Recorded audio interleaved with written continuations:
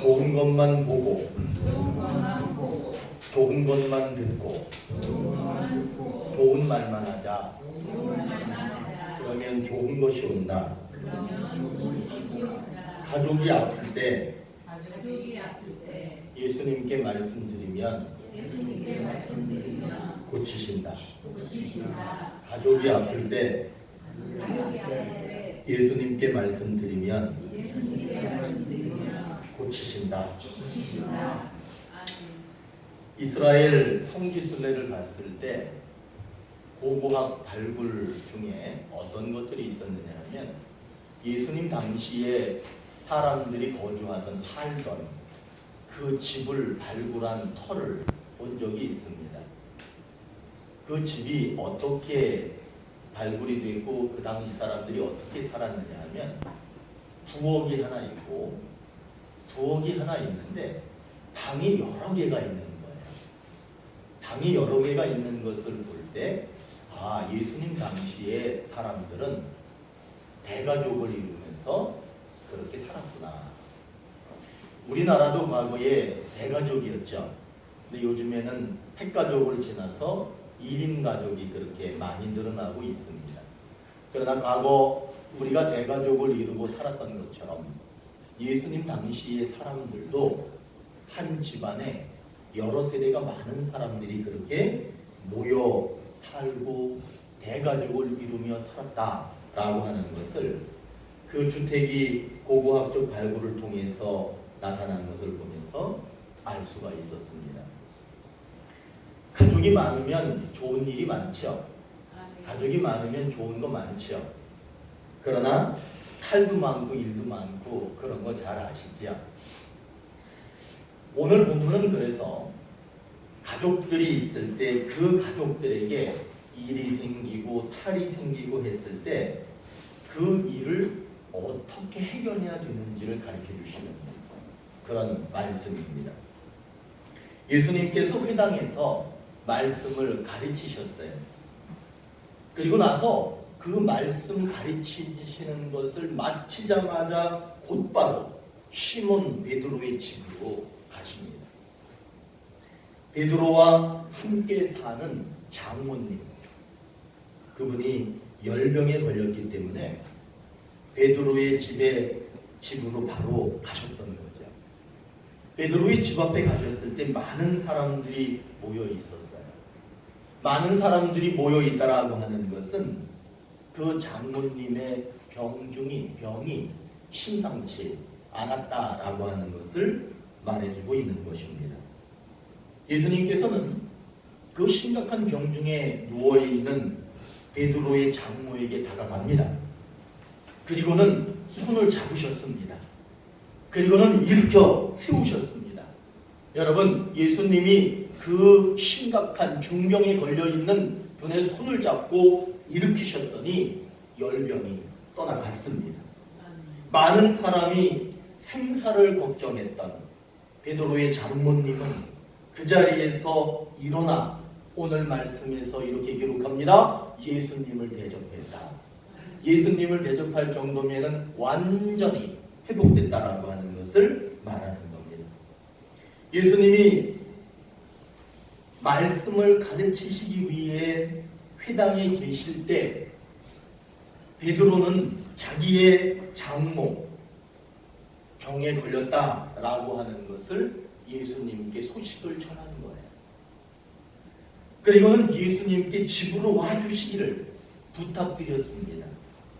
예수님은 그 부탁을 받자마자 회당에서 일을 마치시자마자 곧바로 그래서 베드로의 집으로 가신 겁니다.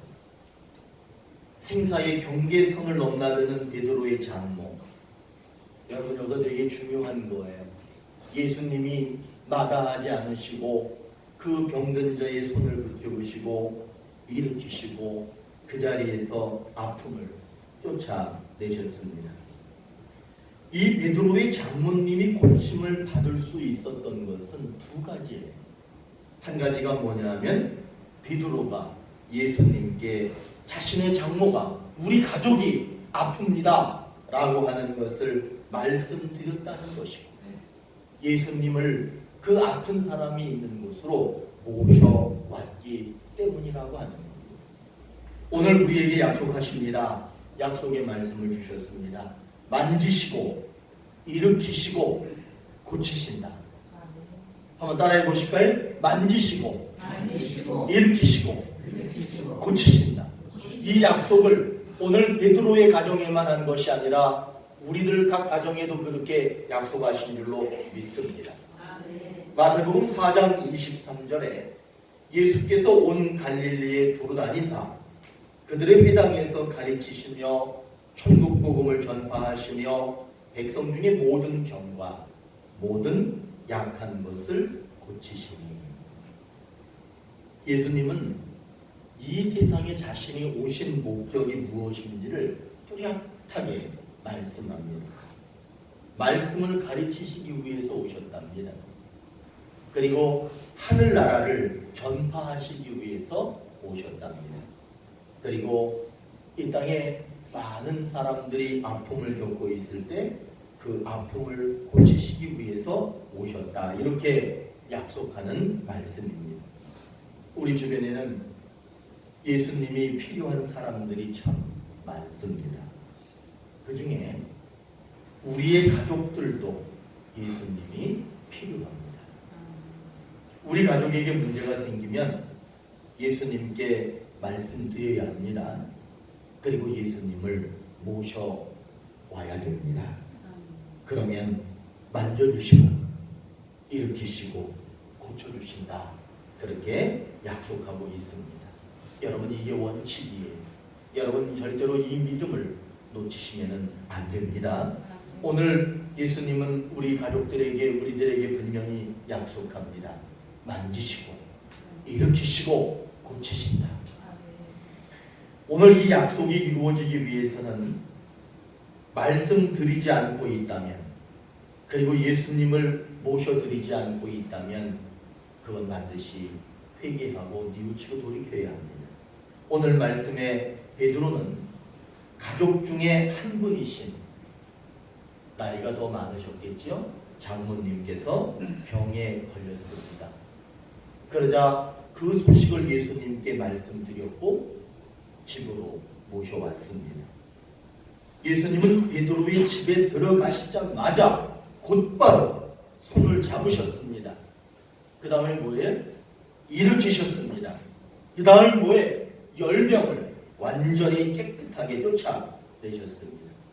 그러나 만일 베드로가 가족이 아프다는 것을 말씀드리지 않았다면, 그리고 예수님께서 그 소리를 듣지 못했기 때문에 그 집에 찾아오시지 않았다면 베드로의 장모님은 위험했을 겁니다.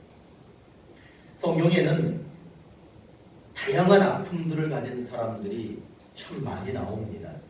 나병에 걸린 사람, 중풍병에 걸린 사람, 손을 쓰지 못하는 사람, 다리를 쓰지 못하는 사람, 눈의 병이 있는 사람, 귀의 병이 있는 사람, 소화의 분비가 잘 되지 않아서 소화를 시키지 못하는 사람, 간질병에 걸린 사람, 혈류병에 걸린 사람, 정신병이 있는 사람, 귀신 들린 사람, 가정 형편이 어려운 사람, 주변 사람들에게 무시당하는 사람, 그리고 심지어는 죽은 나사로, 야이로의 죽은 딸, 나인성 과부의 죽은 아들, 이뿐만 아니라 정말 많은 사람들이 아픔을 경험하는 사람들이 나옵니다. 이 사람들 중에는 고침을 받은 사람들이 많이 있습니다. 죽었다가 살아난 사람들도 있습니다.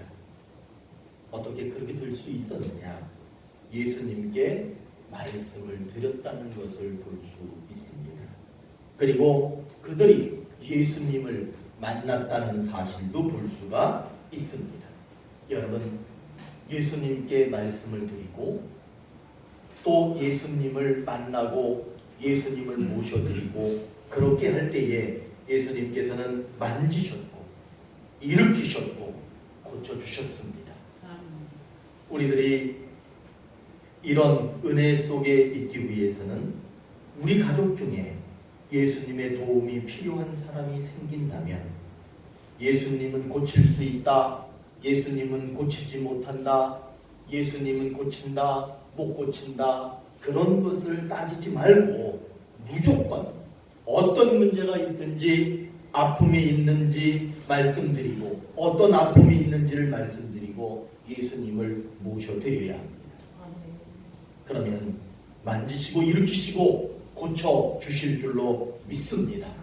여러분, 절대로 예수님 앞에서 예수님이 고치고 안 고치고는 그분의 뜻입니다. 그러나 우리들의 믿음은 못 고친다, 못 고친다, 못 고치더라가 아니라 우리 예수님은 만지시고 일으키시고 고치신다, 이런 믿음을 꼭 가지시기를 바랍니다.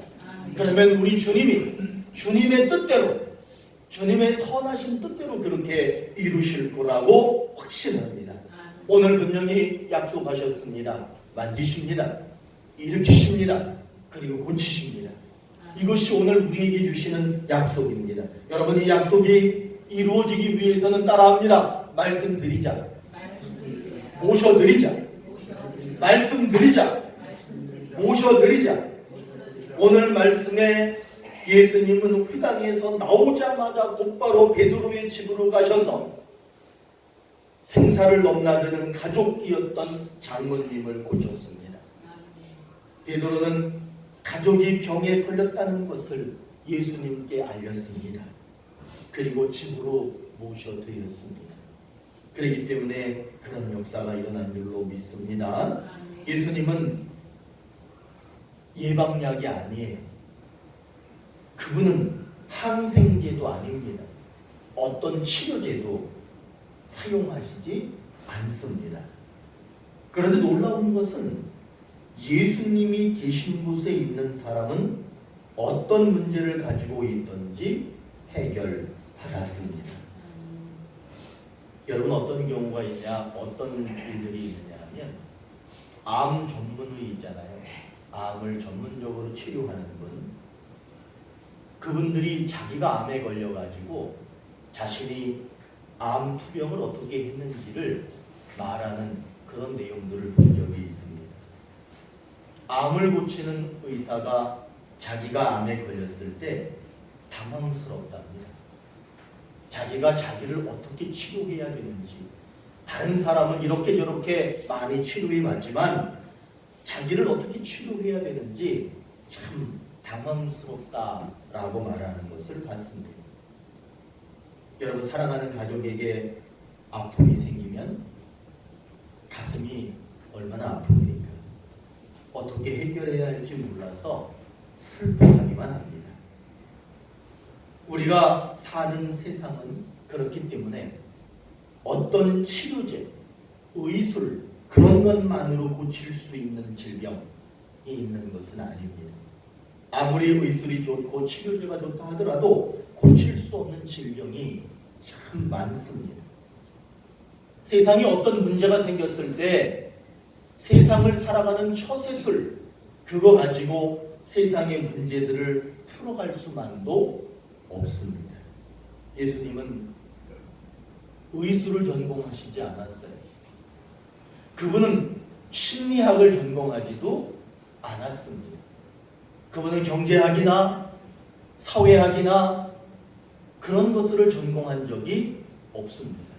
그런데 놀라운 것은 그분은 모든 것을 해결하실 수 있다는 사실입니다.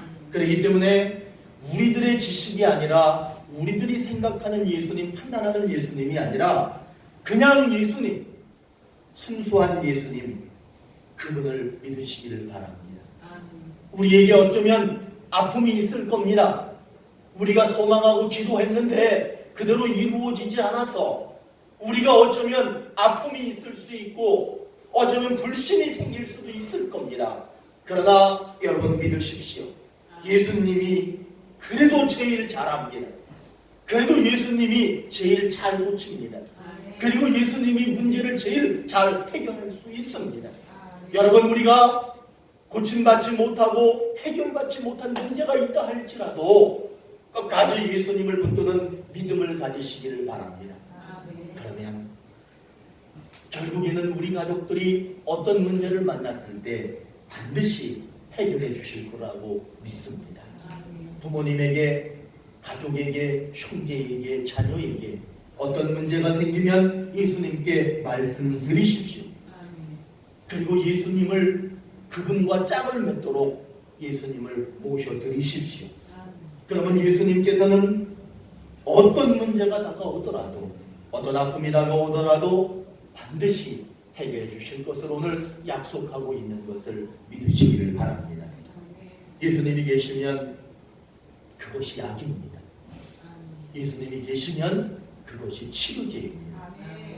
가족에게 문제가 생기고 가족이 아프면, 저 같은 경우도 가족이 아파 보니까 어떻게 해야 될지 모르겠어요. 그냥 내가 아프면 좋겠다 라고 하는 생각만 들 뿐 해결할 수 있는 방법이 없더라고요. 여러분, 그럴 때 우리들은 예수님께 말씀드리십시다. 그리고 예수님을 모셔드리십시다. 그러면 예수님께서는 자신의 선한 뜻 안에서 반드시 그렇게 이루어 가실 겁니다. 오늘 말씀에서는 예수님께 말씀드렸습니다. 그리고 예수님을 집으로 모셔드렸습니다.